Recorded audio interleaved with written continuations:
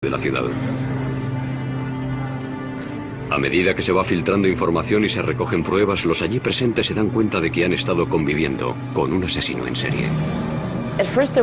Al principio, nadie se lo podía creer, ni los agentes de policía, ni los vecinos del barrio que estaban allí. Los crímenes de Jeffrey Dahmer aterrorizaron y al mismo tiempo intrigaron al mundo entero. Enseguida se convirtió en uno de los asesinos más famosos de la historia.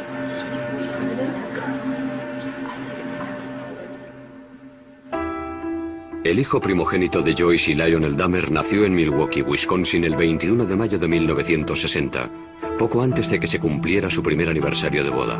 Lo bautizaron como Jeffrey. El día que nació Jeff fue un día muy feliz.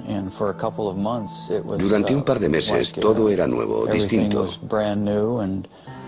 Disfrutaba mucho y estaba feliz pensando en el futuro. Mientras su padre terminaba los estudios de química, Jeff se convirtió en un niño inteligente y cariñoso. Era un niño muy vital. Le gustaba luchar, correr y hacer gracias delante de la cámara. Le gustaba jugar y estar rodeado de otros niños. Era muy extrovertido.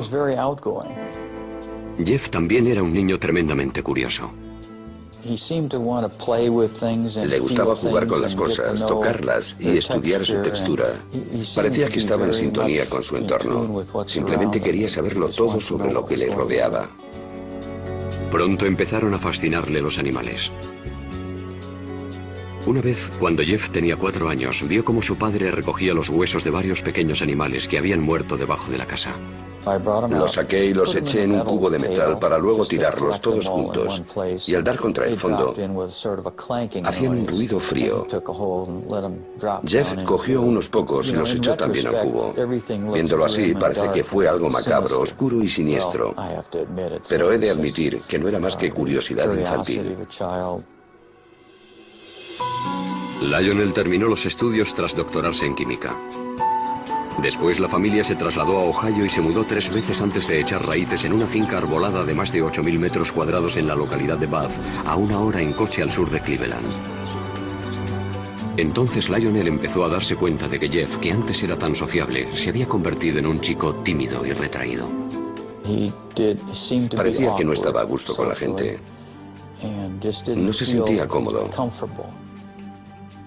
Para evitar que pensara en la mudanza, sus padres le regalaron un perro, Frisky, al que quería con locura. Con los conocidos, con el hijo de los vecinos y con su perro, estaba muy relajado. Pero en aquel entonces nos preocupaba que fuera tan tímido y que tuviera cierto complejo de inferioridad. El matrimonio pensó que su hijo necesitaba sentirse importante en la familia, así que le dejó elegir el nombre de su segundo hijo. Jeff le puso David. Lionel también le animaba a participar en actividades en las que se tuviera que relacionar con otros niños. Lo que intentábamos era aficionar a Jeff a distintas actividades, con la idea de que esa afición lo llevara a relacionarse con otras personas, a que interactuara de forma casi forzada. Los fines de semana, padre e hijo trabajaban en el huerto y criaban ovejas para competir con ellas en las ferias de una agrupación juvenil. Para conmemorar sus días de hortelanos, el joven Jeff le regaló a su padre una tarjeta que había hecho con un poema. En la parte de delante hay una foto mía comiéndome una mazorca de maíz y después Jeff puso una frase. Las cidras y las calabazas jamás se podrán comparar a un padre de pelo rizado tan fenomenal. Dice, poema de Jeff, te quiero muchísimo. Cuando Jeff tenía 10 años ingresaron a su madre porque tenía ansiedad. A partir de entonces el matrimonio de sus padres empezó a desmoronarse. Durante la adolescencia continuó sintiendo la misma fascinación hacia los pequeños animales, pero entonces empezó a interesarle cómo eran por dentro. Conozco una historia de la infancia de Dahmer. Fue a pescar con algunos amiguitos de Bath, Ohio. Todos los niños pescaron algo y cuando Jeffrey vio su pez, lo dejó en el embarcadero y lo abrió en canal. Y se quedó fascinado cuando vio lo que había dentro. Por otro lado, coleccionaba animales que encontraba muertos en la carretera. Cogía una bolsa de basura y se recorría las carreteras de campo de Ohio en busca de cadáveres. Jeff llevaba el animal que había encontrado al patio de su casa y allí, escondido entre los árboles, lo diseccionaba. Ahora estoy convencido de que aquello fue el principio de la espiral que lo llevó a hacer lo que hizo. Empezó en la pubertad, cuando tienes las hormonas a flor de piel. Se dedicaba a investigar cómo eran los animales por dentro, al mismo tiempo que se estaba desarrollando su sexualidad. Cuando era un adolescente, Jeff descubrió que solo le atraían sexualmente los hombres. Pero las fantasías en las que tenía relaciones con ellos se mezclaban con otras en las que los asesinaba y descuartizaba. Creo que tenía 14 o 15 años cuando empecé a pensar de forma obsesiva en la violencia mezclada con el sexo. Cada vez era peor. No sabía cómo contárselo a alguien, así que me lo guardé para mí. Una de sus fantasías consistía en tumbarse al lado de un hombre inconsciente. Un día, por primera vez, Jeff decidió convertir una de sus fantasías en realidad. Trazó un plan. Dejaría inconsciente a un vecino que salía a correr dándole con un bate y se tumbaría a su lado. Sin embargo, el día que salió a esperar a su víctima, el vecino no pasó por allí. Jamás volvió a intentarlo. Cuando Jeff estudiaba en el instituto, sus fantasías sexuales lo tenían traumatizado. Para olvidarlas, empezó a beber. Por la mañana, de camino a clase, paraba en casa de un amigo y se llenaba un vaso de algún licor. Recuerdo que me sentaba a su lado a primera hora. Creo que era la clase de historia. Y llevaba un vaso desechable lleno de whisky escocés. Me acuerdo que le pregunté, Jeff, ¿qué es eso? Echó la cabeza para atrás, se lo bebió de un trago y me dijo, un medicamento. Sin embargo, estaba claro que se estaba emborrachando a las 8 de la mañana. Mientras, en casa, el matrimonio de sus padres se desmoronaba. Cuando las discusiones subían de tono, se escondía entre los árboles del patio y les daba los troncos con algún palo. Salía de mi casa y me iba al bosque. Allí refunfuñaba y me lamentaba. No entendía por qué su relación era tan mala. Era un joven distante con pocas aficiones y ningún buen amigo, pero aún conservaba el sentido del humor. La mayoría de las veces se reía de sí mismo. Se ganó la reputación de payaso de la clase. En el instituto, cuando alguien se comportaba de forma rara o inesperada, decían que había hecho un Dahmer. De repente ibas por el pasillo y oías a alguien gritar, chillar y correr. Era Jeff Dahmer, el que iba corriendo moviendo los brazos y gritando, simulacro de huracán, todos a cubierto. En una ocasión, Jeff les cobró algo de dinero a sus compañeros a cambio de montar un espectáculo en el centro comercial. Una mujer estaba regalando muestras de pipas. Jeff se comió una, luego otra y luego otra. Se comportaba como un chico muy educado, como siempre. Entonces, de repente, las empezó a escupir y a decir a voz en grito, soy alérgico, soy alérgico. Después se fue corriendo. Durante el primer año de instituto, Jeff fue de excursión a Washington, D.C. Jeff dijo, tengo una idea, vamos a ver al vicepresidente. Y todos nos echamos a reír y le contestamos, sí, claro, al vicepresidente. Jeff se fue a una cabina, y cuando volvió les dijo que dentro de 2 horas lo recibirían en el despacho del vicepresidente Walter Mondale. Les explicó que éramos estudiantes de un instituto de Ohio y que estábamos haciendo un reportaje para nuestro periódico. Les dijo que íbamos a estar una semana en Washington y que si podíamos hablar con alguien del despacho del vicepresidente. Dahmer tenía mucha labia y consiguió que lo invitaran a él y a sus compañeros al edificio Eisenhower para conocer a Mondale. En clase, Jeff era considerado un estudiante modelo. Era muy educado con los adultos, vestía muy bien y trataba con mucho respeto a los profesores. También hacía los deberes. Sacaba sobresaliente cuando quería y otras veces se saltaba las clases porque no le interesaban. Sabía ser muy educado y tenía muy buenos modales. Respondía, sí señor, no señor, a los profesores. Poco a poco perfeccionó su habilidad para engañar a los que tenían autoridad sobre él, pero con el tiempo a Jeff dejaron de interesarle las notas y el instituto. Nadie sabía qué se le pasaba por la cabeza, porque no se abría a nadie. No tenía buenos amigos. Y a medida que íbamos pasando de curso, iba dejando a un lado la vida social. En ese instituto cercano a Bath, Ohio, Jeffrey se convirtió en un alcohólico y un marginado. Era objeto de burla del resto de los alumnos. Creo que no conectaba con nadie, que no tenía ningún amigo de verdad. Si no tienes ningún amigo, acabas guardándote muchas cosas y desarrollando muchas fantasías. El siguiente paso es pensar que alguna de esas fantasías puede ser real. Y Jeff ya estaba listo para dar ese paso. Justo después de terminar el instituto mató a su primera víctima. El verano de 1978 empezó para Jeffrey Dahmer con la ceremonia de graduación del instituto. A partir de ahí fue de mal en peor. Sus padres, tras años de terribles discusiones, se divorciaron. El padre de Jeffrey, Lionel, se marchó a vivir a un motel cercano a la casa familiar. Sin que Lionel lo supiera, la madre de Jeff cogió a David, su hijo menor, y se trasladó a Wisconsin. Jeffrey se quedó solo en casa intentando superar la ruptura de sus padres. A Jeff le hizo mucho daño que sus padres se divorciaran. No quería que sus compañeros de clase se enteraran, porque le daba vergüenza. Jeffrey Dahmer tenía 18 años, y como la mayoría de los adolescentes tenía fantasías sexuales. El problema era que en sus fantasías Jeffrey mataba a su amante. Estaba solo en una casa aislada, así que ahora tenía la oportunidad de llevar a cabo esas fantasías. Varias semanas después de la graduación, Jeffrey recogió a un autoestopista que se encontró en la carretera, Stephen Hicks, de 19 años. Ojalá hubiera seguido mi camino, pero no lo hice. Me di la vuelta y lo recogí. Y entonces, la pesadilla se convirtió en realidad. Jeffrey invitó a Hicks a su casa. Bebieron cerveza y pasaron un par de horas juntos.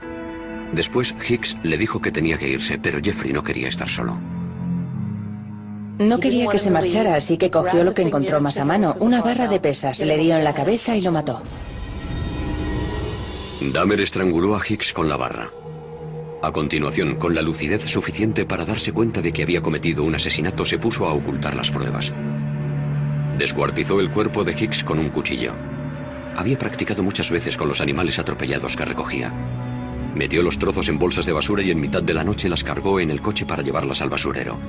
De camino lo detuvo la policía por pisar la línea continua. Los agentes le preguntaron a Jeff qué llevaba en las bolsas y a dónde iba tan tarde.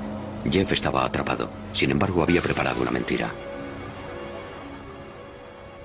Les dijo, es basura, voy a llevarla al basurero. Y el agente no abrió las bolsas. Les dijo que había mucha tensión en su casa y que se le había ocurrido que yendo al basurero se olvidaría un poco de todo. La policía le puso una multa y le dejó marchar. Jeff volvió a casa atormentado por la culpa. Guardó los huesos de Stephen Hicks bajo la casa durante 2 semanas. Después los machacó con un mazo. Luego fue tirando los fragmentos en círculo entre las hojas y la maleza detrás de la casa.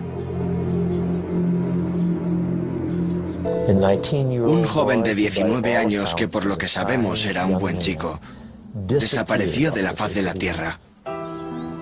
En agosto, el padre de Jeffrey se pasó por la casa. Le pregunté, ¿dónde está tu madre? ¿Dónde está Dave? Y me contestó, se han ido. Yo le dije, ¿qué quieres decir con eso? Que se han marchado, se han ido. El padre de Jeff volvió a la casa y animó a su hijo a que se buscara un trabajo. Pero a él no le interesaba. Se pasaba el día bebiendo y hasta lo arrestaron por embriaguez. Lionel llevó a su hijo a las reuniones de Alcohólicos Anónimos y a un psicólogo. No le sirvió de nada. Nada podía borrar la violencia y el terror que aquel primer asesinato había grabado en su mente. Parecía que solo encontraba consuelo en el alcohol. A finales del verano, Jeff seguía en paro. Así que Lionel le sugirió una alternativa, la universidad, y apuntó a Jeff en la Universidad Estatal de Ohio. Para cualquier novato es duro adaptarse a la vida universitaria, pero si encima has matado a alguien, lo has descuartizado y has esparcido parte de sus restos por tu casa, debió de ser duro. Jeff se pasó el primer trimestre completamente borracho. Vendía su sangre a los centros de plasma para sacar dinero para cerveza. Como era de esperar, Dahmer suspendió todo y volvió a casa. Le dije, Jeff, se te están cerrando muchas puertas. Quizá puede que el ejército sea lo que necesites. Jeff aceptó la decisión como todas las demás que habían tomado por él y se alistó. Tras finalizar la instrucción básica, lo enviaron a un hospital militar de San Antonio, Texas, donde lo prepararon para ser personal médico de campaña. Allí, Dahmer aprendió mucho sobre anatomía humana. Por primera vez en su vida, le emocionaba lo que estaba haciendo. La disciplina y la instrucción le vinieron bien. Cuando llevaba 6 meses en el ejército, su cuerpo enclenque había pasado a ser enjuto y fuerte y pasó de ser tímido y retraído a ser un hombre extrovertido. Sin embargo, este cambio fue pasajero. El ejército lo destinó a Alemania, donde Jeff volvió a caer en la bebida. Sus superiores se dieron cuenta y lo licenciaron antes de tiempo. Jeff se marchó directamente a Miami Beach sin comunicárselo a su familia. Encontró trabajo en una sandwichería y se instaló en un motel. Cuando se gastaba tanto en bebida que no podía pagarse la habitación, Jeff empezó a dormir en la playa. Una noche, una rata enorme se le subió encima y Jeff se llevó un susto tremendo. Aquel día nos llamó y nos dijo que necesitaba dinero. Le dije, no te mandaré dinero, pero sí un billete de avión para que vuelvas a casa. Fui a recogerlo al aeropuerto de Cleveland y llegó con una sonrisa en el rostro. Pero cuando me acerqué a él, me di cuenta de que no sonreía de felicidad, sino porque estaba ebrio. Lionel intentó ayudar a su hijo alcohólico. Intentamos que fuera un psicólogo. Lionel lo llevaba en coche hasta la consulta y veía cómo entraba por la puerta. Tiempo después, Jeff nos dijo que cuando Lionel se marchaba salía por la puerta de atrás y se daba una vuelta por el centro. Sin saber qué más hacer, Lionel mandó a Jeff a vivir a una localidad cercana a Milwaukee con su abuela. Jeffrey estaba más unido a su abuela que a nadie en el mundo. Pasó por un periodo de estabilidad cuando se fue a vivir a su casa. Jeff hizo un esfuerzo por encarrilar su vida. Dejó de beber. Comenzó a ir a la iglesia y luchó contra su tendencia homosexual que él creía inmoral, lo que al final le llevó a fantasear una vez más con el asesinato. Encontró varios trabajos. Primero en un banco de sangre y después en el turno de noche de una fábrica de chocolate. Sin embargo, este estilo de vida, de ir a la iglesia y vivir con rectitud, como él lo llamaba, no duró mucho. Cuando llevaba 3 años viviendo tranquilamente en casa de su abuela, Jeff tuvo que enfrentarse a sus miedos. En la biblioteca, un hombre le entregó una nota en la que le ofrecía favores sexuales. Dahmer le rechazó, pero años después dijo que aquella nota fue un punto de inflexión. Le despertó los deseos sexuales que había reprimido. Quería la compañía de otro hombre sumiso que colmara su apetito sexual, pero no le interesaban las necesidades de nadie más. Jeffrey encontró un compañero sumiso perfecto. Robó el maniquí de una tienda. Lo tenía guardado en el armario y lo sacaba para masturbarse encima de él. En ese momento, Dahmer ya barajaba la idea de tener una pareja a la que pudiera controlar totalmente. Su abuela lo encontró y le insistió para que lo tirara. Las noches que libraba, Jeff se dedicaba a conocer el ambiente gay de Milwaukee. Curioseaba en los sex shops e iba a las saunas. Las saunas eran perfectas para aquellos hombres que buscaban relaciones sexuales anónimas. Para que sus parejas fueran sumisas, Jeffrey les echaba somníferos en la bebida. Lo único que le estimulaba y le excitaba de verdad era que su pareja no tuviera voluntad. Cuando se quedaban inconscientes, se tumbaba a su lado y le escuchaba los sonidos que emitía su cuerpo. Los latidos del corazón, el estómago. Sin embargo, aquellas experiencias se terminaron de repente cuando un hombre sufrió una sobredosis y estuvo una semana ingresado. Le pidieron a Jeff que no volviera por allí. Pronto descubrió los bares y discotecas de ambiente de Milwaukee que se convirtieron en el coto de caza favorito del asesino.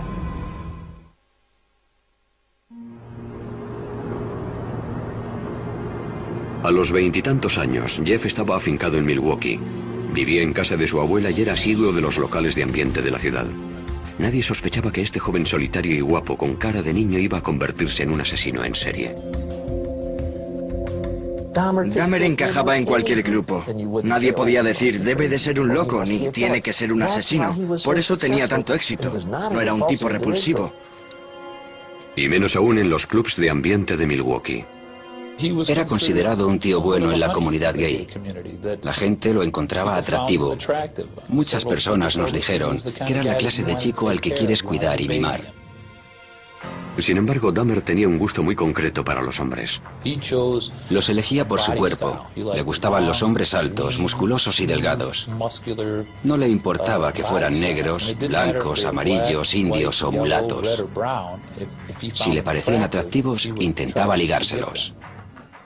En noviembre de 1987, Dahmer conoció a Steve Tuomi, un joven de 25 años en un club del centro llamado 219. Después de tomar unas copas se fueron a pasar la noche al Hotel Ambassador, que estaba muy cerca. Dahmer usó un viejo truco para que Tuomi entrara en ese estado de sumisión que tanto anhelaba. Le eché unos cuantos somníferos en la bebida para dejarlo inconsciente. Solo quería pasar la noche con él. Cuando me desperté por la mañana, tenía los antebrazos llenos de cardenales y él tenía el pecho morado y le salía sangre de la boca. Estaba colgando por un lado de la cama. No recuerdo haberlo matado a golpes, pero debí de hacerlo. Dahmer no se asustó. Salió y se compró la maleta más grande que encontró. Volvió al hotel, metió el cuerpo de Tuomi en la maleta y llamó a un taxi. Bajó la enorme maleta y cuando el taxista la cogió dijo, debe de llevar usted un muerto aquí dentro. Y así era. Dahmer volvió a casa de su abuela y descuartizó a Tuomi en el sótano. A partir de entonces di rienda suelta a mi obsesión. Decidió que tras haber matado a una segunda persona, no volvería a intentar controlar sus deseos, que permitiría que controlaran sus actos por completo, que cedería ante ellos. Después de aquello dedicó su vida a complacer ese deseo sexual tan grande. Dahmer volvió a los clubs con la intención de asesinar y descuartizar a los hombres que conquistara. En la parada de autobús que hay junto al 219 conoció a James Dockstator, un joven de 14 años. Jeff le ofreció $50 por pasar la noche con él y el adolescente aceptó. No le hacía falta secuestrar a nadie ni retenerlo contra su voluntad. Jeffrey Dahmer, al igual que muchos asesinos en serie, era encantador. La pareja cogió el autobús y fue a casa de la abuela de Dahmer. Mientras ella dormía, tuvieron relaciones sexuales orales.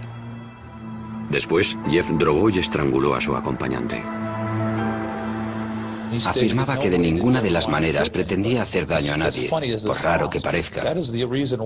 Estrangulaba a todas sus víctimas porque le parecía la forma más humana de matarlos. Con Dockstator, Dahmer exploró sus más oscuras fantasías. Escondió el cadáver en el sótano durante una semana y tuvo relaciones sexuales con él. La mayoría de los asesinos en serie son desviados sexuales. El caso de Dahmer es distinto, porque era un auténtico necrófilo. Quería tener relaciones con personas inconscientes o muertas. Cuando James Dockstator empezó a descomponerse, Dahmer lo descuartizó en el sótano cerca de un sumidero que había en el suelo. 2 meses después, Dahmer conoció a Richard Guerrero, de 22 años, en un bar de Milwaukee. Siguiendo la misma rutina que en ocasiones anteriores, lo drogó y lo estranguló. Pasó unas cuantas horas con el cadáver antes de descuartizarlo y meter los restos del cuerpo en bolsas de basura para que lo recogiera el camión municipal de la basura. La abuela de Jeffrey empezó a preocuparse porque su nieto salía hasta altas horas de la madrugada y tenía un maniquí en la habitación, y porque notaba olores muy extraños en el sótano. Debe de ser perturbador vivir con alguien que piensas que te quiere y que en secreto se dedica a asesinar y descuartizar a hombres en el sótano de su casa. En el verano de 1988 le pidió que se buscara otro sitio donde vivir. Jeffrey alquiló un piso en un barrio del oeste de Milwaukee y aceleró su descenso a los infiernos. Un día se acercó a un niño de 13 años y lo convenció para que fuera a su casa. Lo acarició y el niño se asustó y se fue corriendo. Dahmer fue condenado por agresión sexual. pero los asesinatos seguían siendo su secreto. Le condenaron a 1 año de cárcel en 3er grado. Podía salir a trabajar en la fábrica de chocolate, pero tenía que pasar las noches en la cárcel. 10 días antes de que se hiciera efectiva la sentencia, Dahmer actuó de nuevo. Conoció a Anthony Sears en La Cache, un club de ambiente, y lo mató. Momificó la cabeza y los genitales de Sears y los guardó en la taquilla de su trabajo. Lionel Dahmer seguía preocupado por lo mucho que bebía su hijo. Escribió al juez solicitando que lo incluyeran en un programa de rehabilitación para alcohólicos. Lionel tenía serias dudas sobre las posibilidades de Jeff cuando saliera a la calle. No lo enviaron a ningún programa y Jeffrey terminó su condena 2 meses antes de lo previsto. Se trasladó a otro barrio humilde de Milwaukee. El alquiler de los apartamentos Oxford era barato y además estaban cerca de los clubs de ambiente. Estaba solo otra vez, así que era libre para alimentar su implacable apetito sexual. 3 semanas después de ser puesto en libertad, Dahmer empezó una orgía de muerte que duró 1 año. Elegía a algunas personas porque nadie las iba a echar de menos o porque llevaban un estilo de vida muy loco. Nadie se dio cuenta de que más de 1 docena de chicos jóvenes había desaparecido. No aparecía ningún cadáver, ni se vivía un clima de miedo en la ciudad. Una vez que comenzó aquella matanza, le dedicó todos sus recursos económicos, tiempo, dinero, esfuerzo, deseos, emociones y pensamientos.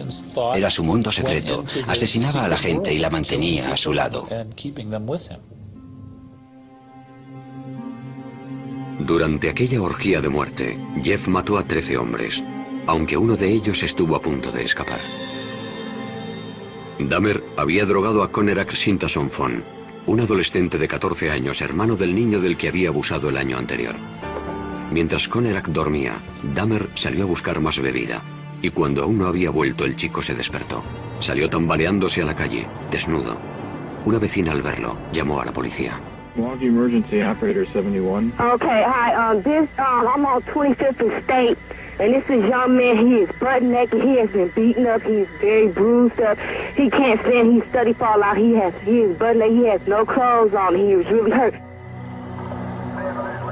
Cuando llegó la policía, Dahmer ya había vuelto de comprar cerveza, y al igual que había hecho con la policía de Bath tras su primer asesinato, urdió una astuta mentira.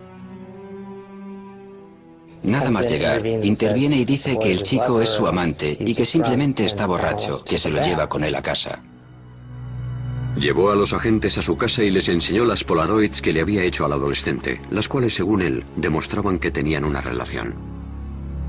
La policía pensó que el joven de 14 años era mayor de edad y lo dejó con Dahmer. En el informe dijeron que había sido una pelea de amantes. En cuanto los agentes se marcharon, Dahmer asesinó al chico. Los cuerpos se iban amontonando en el piso de Dahmer. Se compró un bidón de 215 litros y lo llenó de un potente ácido para disolver en él las extremidades y los torsos. Después de varias semanas en el ácido, los restos humanos se convirtieron en lodo, que tiró al retrete o por el desagüe de la bañera. Por otro lado, Jeffrey separó la piel de los huesos hirviéndolos en la cocina. Un olor extraño y ácido a muerte invadió el edificio. Muchos de los inquilinos detectaron que el olor procedía de la puerta de Dahmer. Recuerdo que le dije a mi marido, no sé qué estará preparando Jeff, pero es rarísimo. Jeff nunca compraba verdura, así que me preguntaba qué estaría cocinando, porque olía a callos. Los callos tienen un olor muy particular y desagradable. A Dahmer le asustaba estar solo. No quería que sus parejas le dejaran, ni después de haber muerto. Descuartizaba a sus víctimas y les sacaba varias fotos a lo largo del proceso que luego guardaba. Además, conservaba partes de dichas personas como trofeo. Una cosa llevaba a la otra. Cada vez tenía que hacer cosas más extrañas para satisfacer mis instintos. Diseñó un santuario con huesos del esqueleto y calaveras, pero aún no había encontrado a su compañero perfecto. Un hombre totalmente sumiso que estuviera vivo y no se descompusiera. A algunas de sus víctimas, cuando aún estaban vivas, les hizo un pequeño agujero en el cráneo con un taladro y les inyectó ácido en el cerebro. Quería que siguieran con él, pero que apenas tuvieran control sobre su cuerpo y que no pudieran hablar. Según Dahmer, ninguno de estos zombies experimentales sobrevivió más de un día. Puede que en un último intento por mantener a esos hombres a su lado, empezara a comérselos. De este modo, sentía que eran una parte permanente de mí. Además, tenía curiosidad por saber cómo sería. Sentía que iban a convertirse en parte de mí. Comérmelos me producía placer sexual. A lo largo de ese año en el que cometió tantos asesinatos despiadados, Dahmer seguía comportándose con aparente normalidad. En este vídeo que se grabó en Acción de Gracias en casa de su abuela, Dahmer habla tranquilamente con su padre. Well, you're looking good. Grandma was saying that she thought that you got quite a bit thinner, but you look fit. I don't know. Well, I've been surviving mostly on McDonald's food. It's just so much easier just to pop into the restaurant. But yeah, like I've said before, it gets too expensive, and it does. I have to start eating at home more. Es increíble que pudiera sentarse allí y actuara como si no hubiera hecho nada, con la chaqueta puesta y hablando con entusiasmo de su trabajo. Muy inteligente. Es impresionante lo que un ser humano puede ocultarle a otro ser humano. A pesar de que a los que le rodeaban les parecía un hombre normal, pronto saldría a la luz la vida secreta de Jeffrey Dahmer.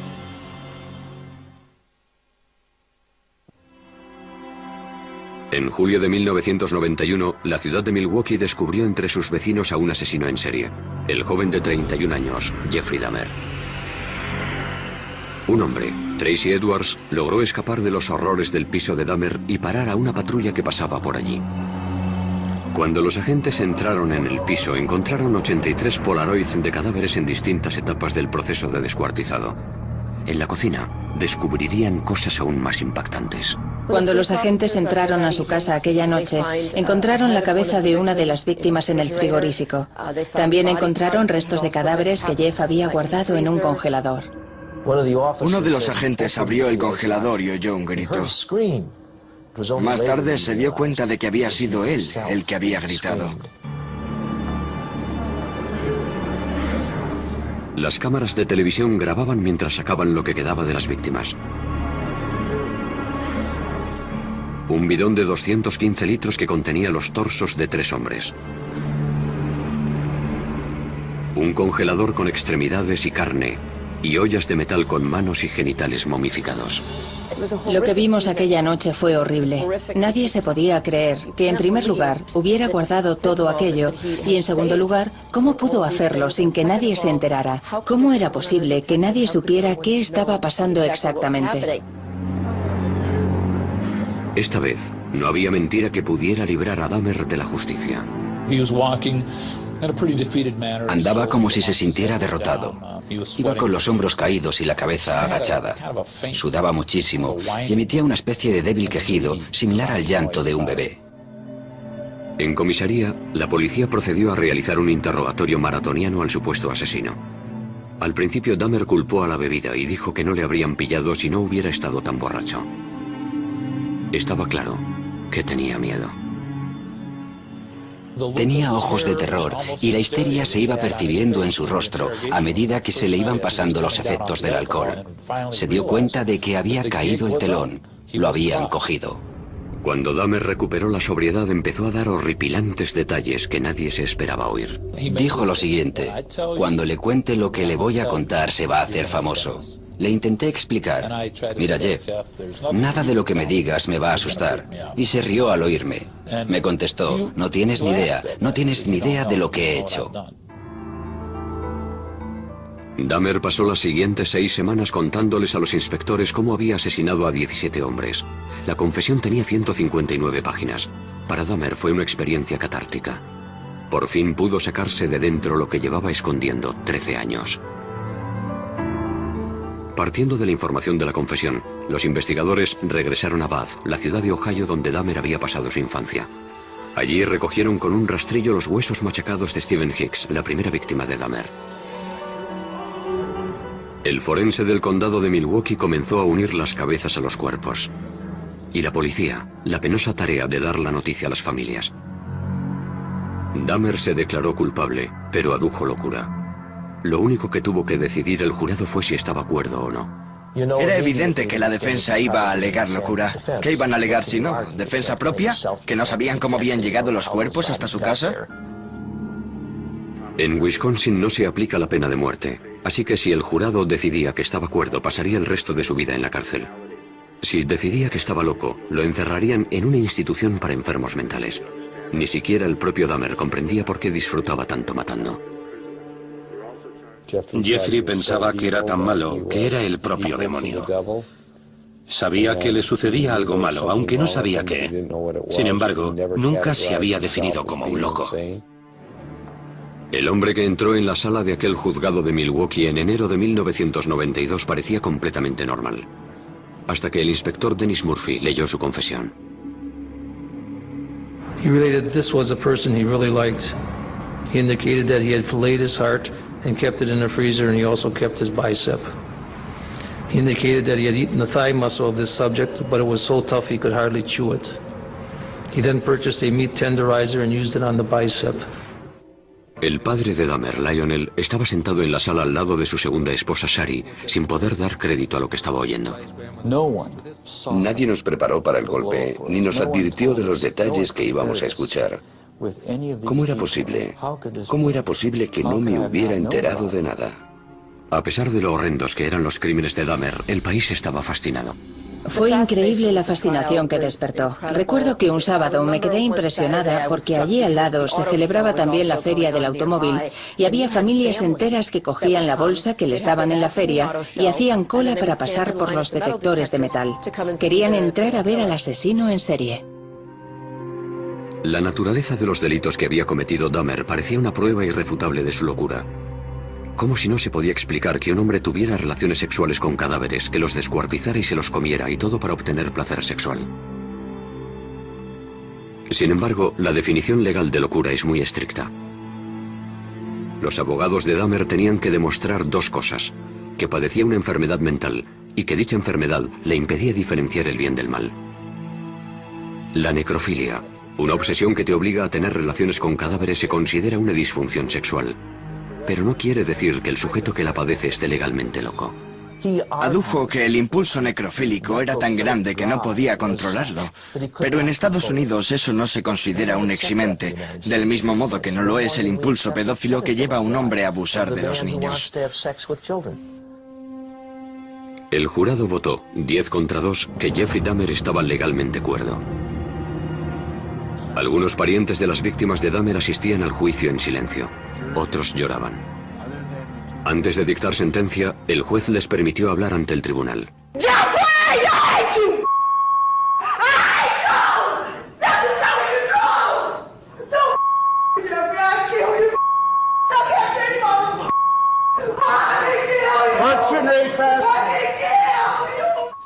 Una vez que se restableció el orden, Dahmer habló en público por primera vez.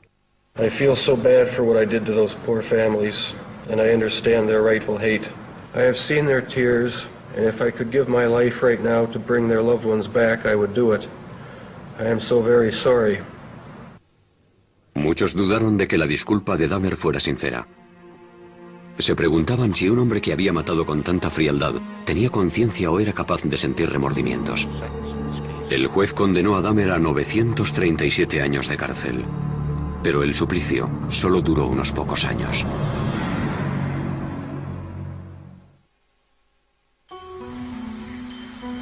El penal Columbia, situado en Portage, Wisconsin, se convirtió en el nuevo hogar de Jeffrey Dahmer. Su piso de los apartamentos Oxford seguía vacío como doloroso recuerdo de los que habían perdido allí la vida. En noviembre de 1992 los demolieron. Dahmer tenía 32 años y dedicaba sus días de recluso a meditar en la celda. Intentaba superar los remordimientos que le producía tener instintos asesinos y buscaba el perdón divino. De niño iba a la iglesia, y también de adulto, junto a su abuela, pero durante la orgía de muerte se olvidó de la religión. Dahmer achacó su naturaleza de asesino a sus creencias ateas. y a la teoría de la evolución. Dijo, si todo es obra de la naturaleza, ¿para qué sirve Dios? ¿Puedo establecer mis propias reglas? ¿Quién es mi Señor? Yo soy mi propio dueño. Sin embargo, Jeffrey vivía en una contradicción porque siempre creyó que la culpa de todo era del diablo, que se había apoderado de su alma. El asesino en serie se planteó entonces qué le pasaría cuando muriera y decidió que quería ser bautizado.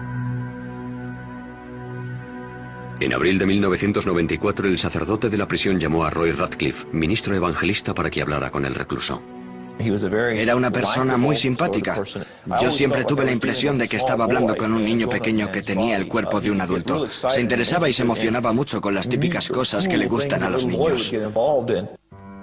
Un mes después, en el centro médico de la prisión, Dahmer fue bautizado en una bañera de hidromasaje. Por el camino pasó al lado de otros reclusos que iban con fregonas, escobas y otros artículos de limpieza. Levantaron la vista y al único que reconocieron fue a Jeff, así que le dijeron como si fueran grandes amigos: «Hola, JD, ¿cómo te va?». Y él contestó: «Me van a bautizar, estoy muy contento». Parecía que Dahmer se estaba transformando en la cárcel. Me preguntaba cosas, me decía, oye, ¿qué tal esto? ¿Qué tal lo otro? Se interesaba y se preocupaba por nosotros. Intentaba ser normal. Se estaba rehumanizando. Sin embargo, Dahmer seguía teniendo oscuras y obsesivas fantasías. En la cárcel admitió que ese instinto seguía dentro de él. Aún sentía el impulso de matar, aún deseaba matar, incluso dentro de la prisión. Seguramente tendré que convivir con él el resto de mi vida. Ojalá se me pasara. Ojalá hubiera una manera de librarme para siempre de estos pensamientos y estas sensaciones. Teresa Smith fue a visitar a Dahmer a la cárcel. Había matado a su hermano Eddie. Lo primero que hizo cuando llegó fue pedirme disculpas por haber matado a mi hermano. Le pregunté, ¿por qué a mi hermano? Me dijo que había visto cómo bailaba Eddie y le había gustado físicamente. Me dijo, me sentía atraído por él. Me contó que lo había estrangulado. Después intentó buscar un método nuevo para conservar el cráneo y el cuerpo. Pero el experimento no funcionó. Así que tuvo que destruirlo. Durante toda su vida adulta, Dahmer había sido un depredador, pero en la cárcel se convirtió en la presa. Ahora el famoso asesino en serie era el objetivo de los otros reclusos. En agosto de 1994 lo atacaron en la capilla de la cárcel con un rudimentario cuchillo. Esa vez sobrevivió. Pero el 28 de noviembre de 1994, Christopher Schaefer, que se apodaba a sí mismo Cristo, golpeó a Dahmer con una barra de metal que cogió del gimnasio de la prisión. Murió de camino al hospital. Yo creo que a nadie le sorprendió que lo asesinaran en la cárcel. Creo que estaba claro que sería el blanco de sus compañeros en cuanto entrara en la cárcel. Una de sus últimas voluntades era que lo incineraran y que entregaran la mitad de sus cenizas a su padre y la otra mitad a su madre. En su testamento escribió: no quiero una placa, ni quiero una tumba, ni un funeral. No quiero nada. Decía, quiero desaparecer. En 1996, el ayuntamiento de Milwaukee recaudó casi $500,000 para comprar la siniestra colección de fotografías y herramientas de Dahmer. Temían que aquellos artículos se usaran para crear un museo sobre el asesino, así que lo quemaron todo. A pesar de que apenas quedan pruebas físicas de lo que hizo, la vida y los crímenes de Jeffrey Dahmer se han convertido en leyenda.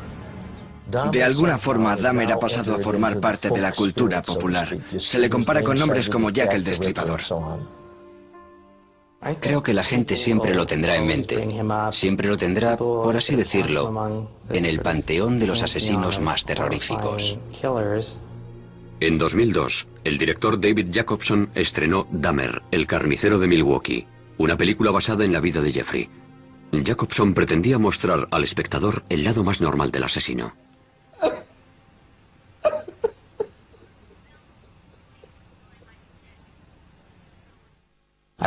Quería mostrar su lado humano, lo que todos llevamos en nuestro interior.